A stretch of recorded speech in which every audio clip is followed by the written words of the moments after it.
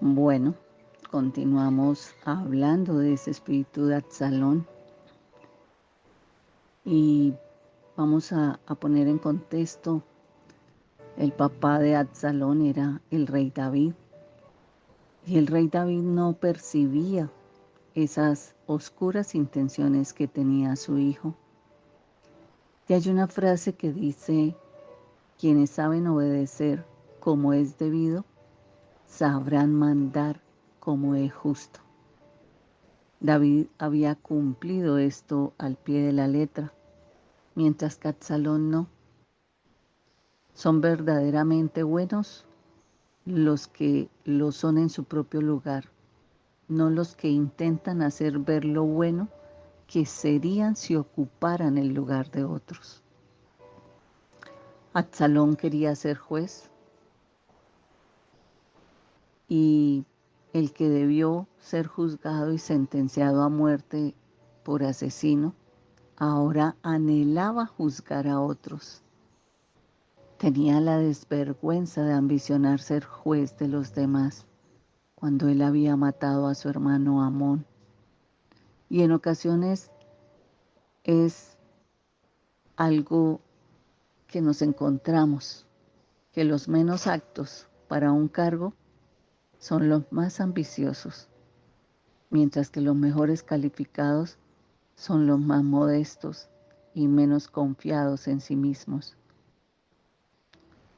Sin darnos cuenta, muchas veces el espíritu de Absalón en una persona deja ver el interés que tiene sobre algo y por ello toda su estrategia va dirigida a lograrlo. Una palabra para el espíritu le trae nueva enseñanza para que sea fortalecido y madurado espiritualmente. El no entender que somos de Dios y que debemos vivir para Él y que su voluntad sea cumplida en cada uno de nosotros nos hace escuchar, como hoy he llamado el devocional, acciones del espíritu de Absalón. La palabra que nos respalda está en 2 de Samuel 15:4. Y dice la palabra: y añadía Absalón: ¿quién me pusiera por juez en el país para que vinieran ante mí todos los que tienen pleito o negocio, y yo les haría justicia? Qué fuerte ver cómo Absalón quiso ganar terreno como con el pueblo, y para ello les metió en la cabeza de la gente lo mal que marchaba todo y que nadie se preocupaba por ellos. Les decía: ¿no tienes quien te oiga de parte del rey? Algo así como que el rey se está ocupando de tantas cosas que no tiene cómo atenderte. Pero si llegara Absalón a ser rey, las cosas serían diferentes. Él mismo se publicitaba. El ambicioso siempre tenía reproches para hacer contra su papá. Y también decía lo bien que haría él si gobernase la nación. Pero en mis manos puede ser mejor gobernada. Así que el que se recomienda a sí mismo como muy diligente, como muy interesado en los asuntos del pueblo y como muy humilde. Esos eran las estrategias de ese plan maquiavélico de conspiración que tenía, porque cómo accionaba ese espíritu de Absalón. El espíritu se mueve en alguien que está cerca y sobre todo que está relacionado contigo. Absalón era el hijo de David. Y aquí podemos mirar que si tú tienes un liderazgo que vaya a afectar a alguien que está muy cerca a ti, va a generar división en tu familia, en el país. Ese espíritu de Absalón surge desde adentro, no viene de afuera.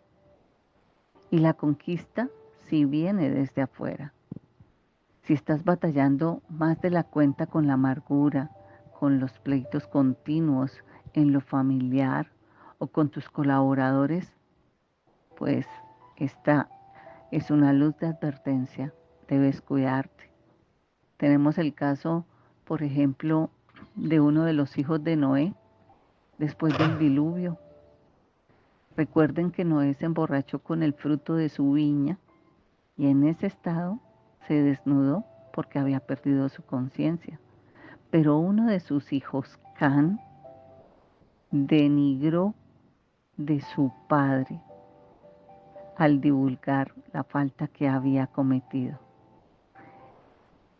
Era con extremo serio, porque su papá era la autoridad familiar, era el gobierno civil del mundo, era la autoridad espiritual, porque Dios se revelaba a ese hombre.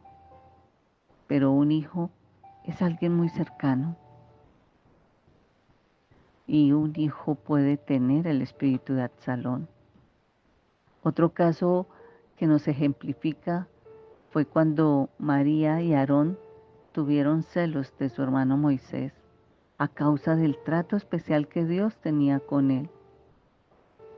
Otra situación nos representa en la tercera carta de Juan a Diótrefes, que de alguna manera había tomado por asalto el liderazgo de una pequeña obra misionera que dependía de la iglesia de Efeso, con exceso de poder. Siempre las personas quieren hacer más de lo que les corresponde. Siempre generarán esa división, ese conflicto. Impedían a Gallo ejercer en esa iglesia. Si así fuera verdad, no se daban cuenta que podían ir a ser la víctima del espíritu absalónico. El enemigo siempre irá por el liderazgo y comienza a trabajar en la mente de esa persona que ha escogido, sembrando esa persona siempre la semilla de la discordia y de la contienda. A veces también comienza con una desilusión o con un desánimo, con el liderazgo presente. Un ejemplo, empieza a decir que la predicación de pronto o el devocional eh, es malo, le hace falta, que, que cansa, es disociar. Les parece que lo que se habla o se explica es demasiado simple. Tal vez en él sería mucho mejor. Y habla de fulano, el que hace siempre hincapié, el que le preocupa. ¿Estará siguiendo lo que el Señor nos quiere decir? Si esto sigue su curso, va a traer mucho daño a sus familias, a sus lugares de trabajo, en sus relaciones matrimoniales. Todo lo que le venga o todo lo que el hombre siembre, esto también va a cegar, va a cosechar. Así que puede ocurrir cuando un esposo decide algo y la esposa lo resiste por no estar de acuerdo. Y llega a hacerlo de una manera pública ante los hijos. Y esto es grave, es una falta de sujeción. Así que un esposo, por ejemplo, que es arbitrario, que se niega a amar a su mujer, a contar con ella. Otra circunstancia es que nunca la persona que tiene el espíritu de Absalón es una persona con intenciones malvadas, porque lo que funciona, lo funciona en el espíritu. Nada se levanta a la mañana con el desvío de hacerle la vida imposible a su padre, a su hermano, a su hijo, o su hijo a su padre. Son personas buenas realmente, que tienen deseos de ser usados por Dios, pero que tienen un celo por el reino y que el enemigo los atrapa en el engaño. Por eso el espíritu de Absalón puede estar comenzando a través de una herida. Y eso es lo que tenemos que aprender a mirar.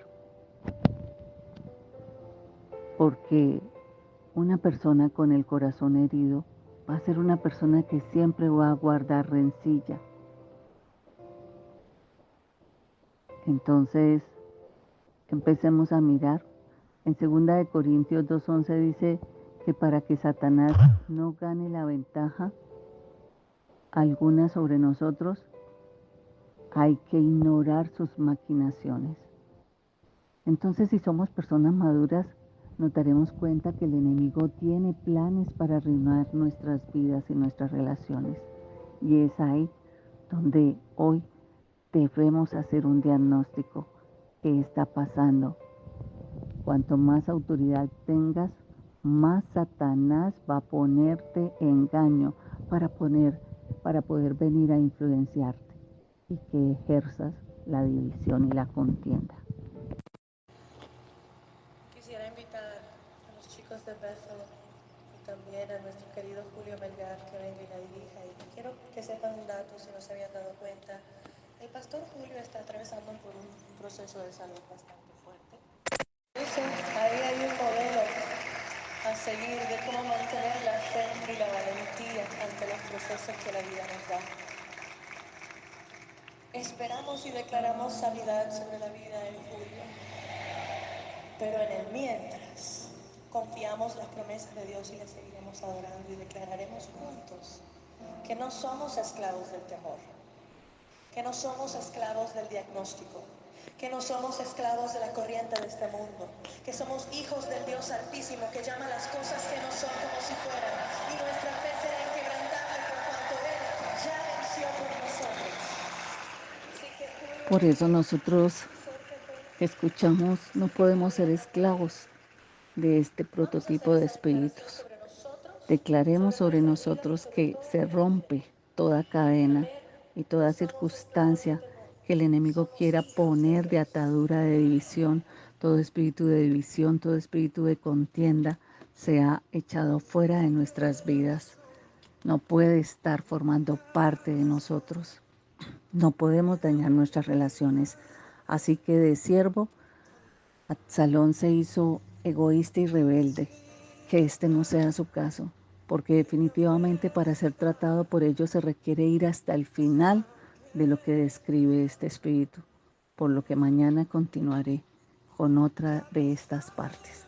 No olvide compartir esta palabra, ya que ayudará a edificar el reino de Dios en la vida de otros y que usted sienta que participa en el servicio. Una palabra para el espíritu con Jenny Joya, una enseñanza para su crecimiento y madurez espiritual. Somos Hoy Dios Habla.